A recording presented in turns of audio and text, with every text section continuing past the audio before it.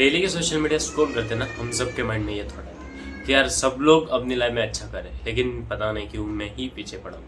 मतलब एक तरीके का fear of missing out, FOMO create हो जाता है। यार इसने तो फ़ोन ले लिया, अरे राहुल ने तो बाइक ले ली, यार इसने तो नया घर बाय कर लिया, और पता नहीं हमारे दोस्त कहाँ कहाँ घूम रहे हैं और हम घर पे बस ऐसे बैठे पड़े। होता है ना। अब देखो, खुद से झूठ मत बोलो। जब भी हम सोशल मीडिया की लाइफ एक दूसरे से कंपेयर करते हैं ना, तो ये पॉइंट आ ही जाता है कि कंपैरिजन बन जाता है। यार मैं तो यहाँ पर हूँ, मेरा दोस्त यहाँ पर, अरे उनकी तो लाइफ तो बहुत मस्त चल रही है, उसकी तो दो दो गर्लफ्रेंड है, वो अपनी बंदी के साथ घूम रहा है। और कहीं ना कहीं ये थॉट्स हमें दिन भर ओवरथिंक करने में और परेशान करने में लग जाते हैं। तो देर इज स्टिल टाइम। अगर तुम अपनी ट्वेंटीज में हो ना, तो भाई ये तुम्हारा सबसे इम्पोर्टेंट टाइम है, और इसको तुमने प्रोक्रास्टिनेशन, ओवर थिंकिंग, इन सब चीज़ों में वेस्ट कर लिया, तो भाई क्या ही वैल्यू इस एज की। क्योंकि जो भी बूढ़े लोग होंगे, बड़े लोग होंगे, 35+ लोग होंगे ना, वो लोग तुम्हें हमेशा ये एडवाइस देंगे कि अगर अपनी ट्वेंटीज़ में तुमने अच्छा कुछ स्टार्ट किया ना, भाई साहब तुम लाइफ में ना फोड़ दोगे। तो देखो, अपने एक्सपीरियंस के बेस में ना मैंने 5 चीज़ें निकाली जिनसे तुम अपनी लाइफ को बेहतर तो बना ही सकते हो, लेकिन एक कंपैरिजन वाला चक्कर में सोशल मीडिया और ये बैड हैबिट जैसे स्मोकिंग वगैरह ब्ला ब्ला ब्ला, इन सब चीज़ों से बाहर निकल सकते हो। तो देखो, मैं भी अपनी ट्वेंटीज़ में ही हूँ, एंड जहाँ तक मुझे पता है ना, मुझे अपनी लाइफ से कोई रिग्रेट नहीं, क्योंकि मैं अपनी लाइफ में सब चीज़ें अच्छी करूँ। हाँ, भले ही मेरे पास सक्सेस नहीं है, मतलब है ही नहीं, 0%। मेरी यूट्यूब चैनल जाके देख लो, मेरी इंस्टाग्राम जाके देख लो, वहाँ पर मेरी एकदम फेल्यूर रेट एकदम हाई पे चल रही। सो बट मुझे कहीं भी नहीं लगता है कि मैं अपने एफर्ट्स देने में पीछे पड़ा। I try every day new things, and हाँ, हर बार मैं फेल होता ही होता। तो सबसे पहली चीज़ मैंने सीखी कि भाई, पिछली बार में भी मैंने ये चीज़ बता रखी, जिम ज्वाइन करो या फिर किसी स्पोर्ट्स में इन्वेस्ट करो। जो भी तुम्हें स्पोर्ट्स पसंद है ना, 1 घंटा या 45 मिनट्स उस चीज़ में पर्टिकुलरली दो। वहाँ पे तुम्हारा माइंड सेट भी क्लियर हो जाता है, तुम्हारा दिन भर की प्रोक्रास्टिनेशन है वो भी कम हो जाती है, एंड सबसे इम्पोर्टेंट वो हैप्पीनेस, मूड तुम्हारा स्विंग नहीं होता, हैप्पी रहता है। ये सबसे बेस्ट एडवाइस है जो भी ट्वेंटीज़ में अपने 18+ है उनके लिए। तो हाँ, एक जिम ज्वाइन कर लो, एंड हाँ, एक किसी पर्टिकुलर गेम में इन्वॉल्व हो जाओ। अब लगता है मेरी वीडियो कुछ ज़्यादा अच्छी हो रही कि लाइट भी चली गई। तो देखो, दूसरी स्किल, ये भी सबसे इम्पोर्टेंट ही है। किसी भी ना एक स्किल पे काम करो, एंड अपने कॉन्फिडेंस पे काम करो। एक स्किल प्लस कॉन्फिडेंस। देखो, कॉन्फिडेंस कैसे आता है? कॉन्फिडेंस जब तुम अपने आप पे इन्वेस्ट करते हो, जब तुम्हें उसके रिजल्ट दिखते हैं। जैसे कि अगर तुम जिम जाने लग गए, तुम्हें थोड़ा सा भी अपने फिजिक में चेंज लगता है ना, भाई तुम्हारा कॉन्फिडेंस लेवल सीधा बूस्ट हो जाता है।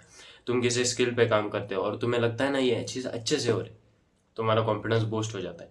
तुम अगर गेम में अच्छा खेलते हो, 1-2 बॉल पे थोड़ा सिक्स फोर्स लगा देते हो ना, फिर भी तुम्हारा कॉन्फिडेंस इंप्रूव हो जाता है। तो कॉन्फिडेंस तभी बिल्ड होता है जब तुम डेली प्रोग्रेस करते हो और तुम्हें अच्छी अचीवमेंट्स मिलती है। एंड स्किल, देखो यार, आज के टाइम पे ना स्किल्स को सबसे ज़्यादा एफर्ट दिए जाते हैं।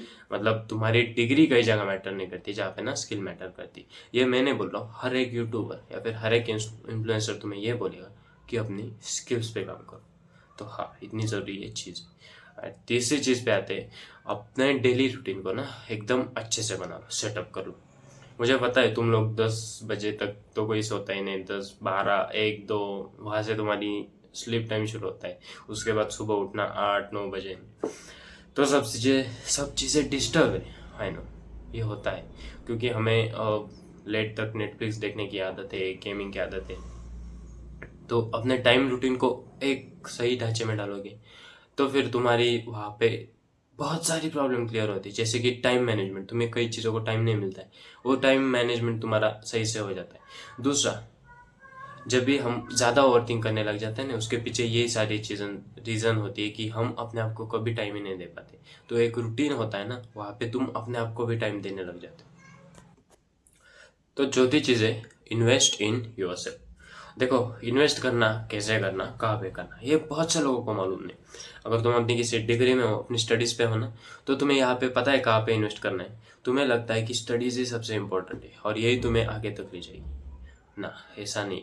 हाँ, स्टडीज़ मैटर करती है, लेकिन तुम्हें इन्वेस्ट कहाँ पे करना है, अपने ना सबसे कमज़ोर कड़ी को देखना है। जैसे कि अगर तुम्हारे अंदर कॉन्फिडेंस की कमी है, तुम अच्छे से प्रेजेंटेशन नहीं दे पाते हो, तो अपने मूड को मैनेज नहीं कर पाते हो, तुम अपने इमोशंस पे काम नहीं कर पाते हो, तुम अपनी फिजिक पे अच्छा नहीं लगता कि मेरी फिजिक एकदम वीक है, ऐसा ऐसा, तो यहाँ पे तुम्हें इन्वेस्ट करना है। जैसे कि अच्छी जिम ज्वाइन कर सकते हो, जो मैंने पहले पॉइंट में बता दिया। दूसरा, अपने स्किन केयर रूटीन पे काम करो।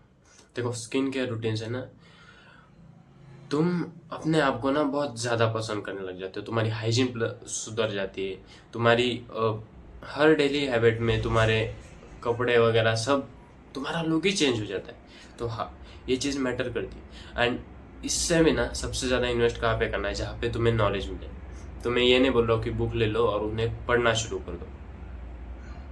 अपनी 20s में ना सबसे ज़्यादा इन्वेस्टमेंट की ज़रूरत तुम्हें अपने स्किल्स पे करनी चाहिए। तुम नई स्किल सीख सकते हो, लेकिन बहुत बार ना ये मालूम ही नहीं होता कि कौन सी स्किल पे काम करना है, तो रैंडम कोई भी कोर्स आ जाता है, वहाँ पे इन्वेस्ट मत कर देना। सिर्फ छोटी छोटी स्किल्स को ले लो।